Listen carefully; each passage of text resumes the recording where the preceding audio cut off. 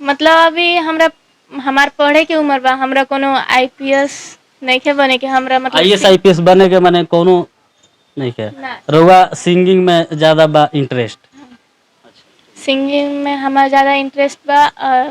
Acting मतलब acting equally में मतलब हमारा ज़्यादा चाव रहेला। के नमस्कार प्रणाम बा, हम बानी अभी कान्हा म्यूजिक थाने में और हमारे साथ बानी बहुत ही अच्छा सिंगर और यहाँ से यहाँ का नाम जाने के चाहे और सिंगर के और सिंगिंग कैरियर में यहाँ के पहला बार आइल बनी कि बहुत पहले से बनी, तो यहाँ से हम जाने की कोशिश करें। नमस्ते प्रणाम, हम खुशी कुमारी ठाकुर, हम गोपालगंज के रहे वाला हैं। जैसे कि हम लोग से पूछे के चाहते कि अभी और पढ़े के उम्र बा, आईएएस आईपीएस के तैयारी करे के उम्र बा, तो वो सिंगिंग लाइन में काहे ले आ गई? मतलब अभी हमरा हमार पढ़े के उम्र बा, हमरा कोनो आईपीएस नहीं के बने के, हमरा मतलब आईएएस आईपीएस बने के माने कोनो नहीं के रउआ सिंगिंग में ज्यादा बा इंटरेस्ट? सिंगिंग में हमारा ज़्यादा इंटरेस्ट बा। एक्टिंग मतलब एक्टिंग इक्वली में मतलब हमारा ज़्यादा चाव रहेला। अच्छा, ये बात बताइए, भोजपुरी में आप गाना कब से गा रही हैं और कितना एल्बम अभी तक कर चुकी हैं? वैसे तो अभी हम एल्बम में मतलब करतनी, एक्टिंग के काम अभी करतनी। अभी मतलब जैसे कि हमरा सिंगिंग करे के बहुत शौक है, तो मतलब अब ढेर दिन से करतनी, तो मतलब ऐसे हमरा के कान्हा म्यूजिक वाले सर भी मतलब जान पहचान ले बानी, तो हम वहाँ से कहनी कि हमरा सिंगिंग करे के भी बहुत शौक बा, तो वहाँ के हमरा के गाना तैयार करके देनी, वो भक्ति गीत। पहले हम भक्ति गीत से शुरू कैनी, तो मतलब अभी वो रिलीज नहीं खे भइल, नवरात्रि में रिलीज हो गए। अच्छा, ये बात बताइए, गोपालगंज जिला में बहुत सारा स्टूडियो बा, रउआ कौन म्यूजिक के काहे चुननी? गोपालगंज में बस अभी नाम खातिर स्टूडियो बड़ी सन। जैसे कि हम यूट्यूब पे कान्हा म्यूजिक के मतलब देखत रहनी वीडियो वगैरह, तो यहाँ के मतलब अच्छा गाना सिखाए नहीं, और फिर से प्यार से दुलार से मार से सब चीज़ से सिखाए नहीं। हमरा कोनो मतलब सिंगिंग करे आवत ना रहलो, तो उहे के हमरा के सिखौनी।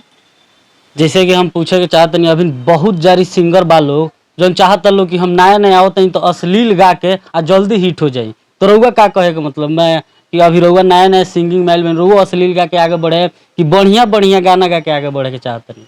ऐसा कोनो बात नहीं है, सब क्योंकि अपन अपन चॉइस है, कोनो जरूरी नहीं है कि अश्लीले गाना गा के आदमी हिट हो जाए, तो अच्छा भी गाना गा के हिट हो सके। जैसे आप सामने देखिए बड़ा सिंगर है, लेकिन वो अपना आदत नहीं छोड़ती है, एक से एक अश्लील गाते जाती है, उनके बारे में क्या कहना चाहिएगा?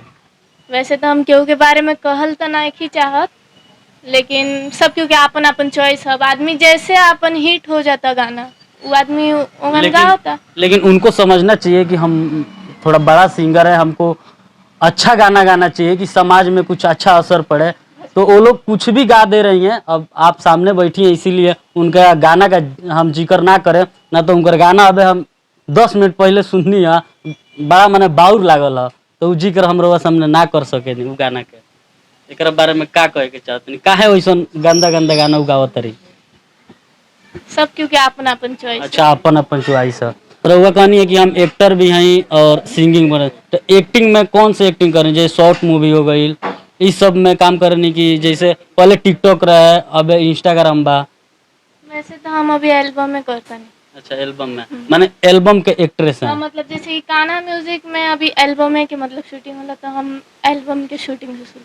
जैसे कि रउआ लोग देखनी है, लोग यहाँ कान्हा म्यूजिक में आइल बनी, तो रउआ लोग दर्शक के कोनो गाना सुना दी, जो रिलीज भइल होगे तो गाना सुनाई, आ जो ना भइल होगे तो मत सुनाएम, उ सुनाएम तो काले के उगा दी उठा के।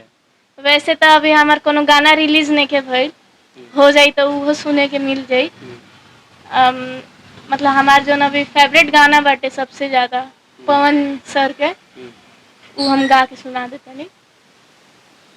लेके थरिया खोजे लतर करिया, आगे लाग जाला दिल के भीतरिया, काम कइला से हो गई निकरिया, हम तो नैहर में रही ऐश्वरिया, रुसन करे जा हमर फाटे, छोटी छोटी बात पर तू लागो तारू डांटे, धनी हो सब धन तहरे नु बाटे, धनी हो सब धन तहरे नु बाटे।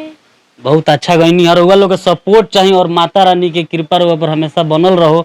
और यहाँ से रउआ लोग के मिल के कैसा लागल है, वीडियो अगर अच्छा लागल तो वीडियो को लाइक करी, चैनल के सब्सक्राइब करी और यहाँ के फुल सपोर्ट करी कि अभी यहाँ के नया नया सिंगर बनी। तब तक के लिए नमस्कार, धन्यवाद।